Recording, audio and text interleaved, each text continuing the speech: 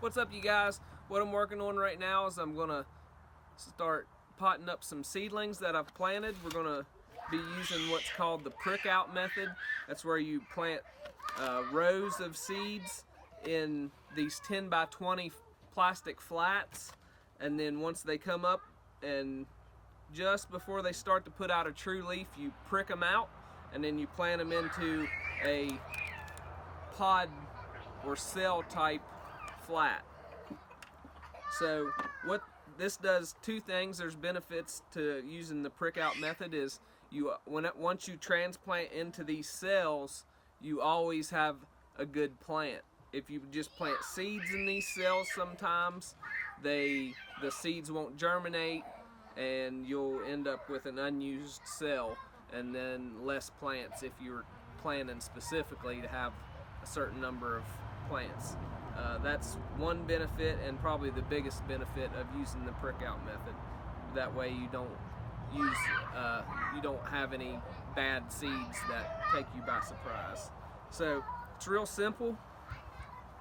Alright, so I usually use a popsicle stick or a pin to loosen up my seedlings, and then you want to try to get out as much of that root as you can. And then I usually use a good sized pin, just a regular ink pen, to make a hole in each cell, and you just want to try to get it down as deep as you can. It doesn't really matter, but because my seedlings have stretched some, I'm trying to plant them deep. So you just want to work each seedling out, dibble a hole, and then pack it down in, and then just push the dirt around it a little bit. And that, I saw there was a bad seed that had not germinated attached to the bottom of those roots on that last one. If you do end up pulling one out and you don't get any root, you just want to toss it, because it probably won't grow very well for you. If it has just a little bit of root, it may be okay, but one benefit of this is you have lots of them, and you usually end up throwing a few out if you plant too many.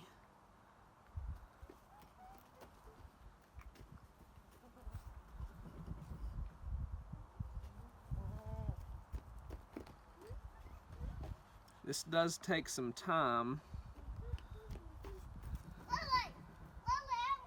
It's a little bit longer of a process versus just planting a seed in each cell, but I think you come out with sturdier plants in the long run.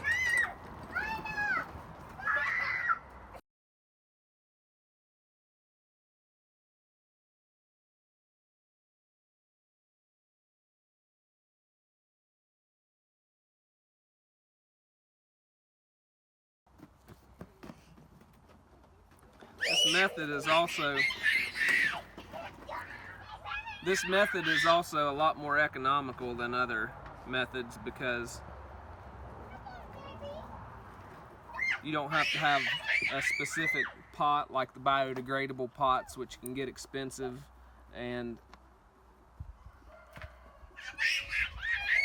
or the expandable peat pods that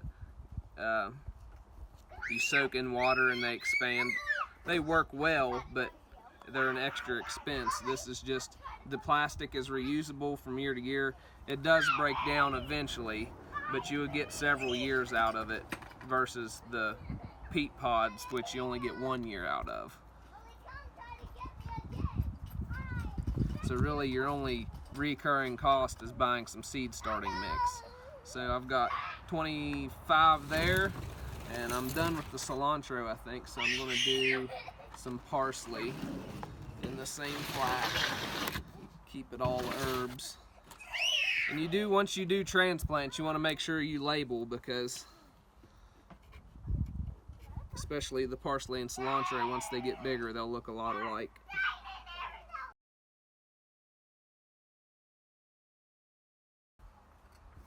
The other thing is, you don't want to wait until your seedlings get too big because you'll get too much of a root structure, and then once you transplant it, there won't be enough root. You'll end up ripping some of the roots off. There won't be enough root to support the plant. So that's why it's important that you get it when it just puts out those first 2 cotyledons,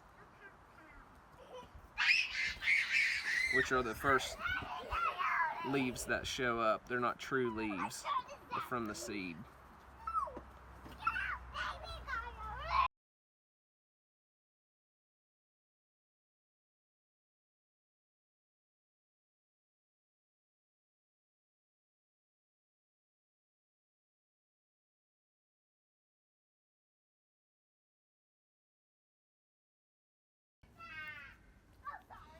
So it's a little too cold out yet.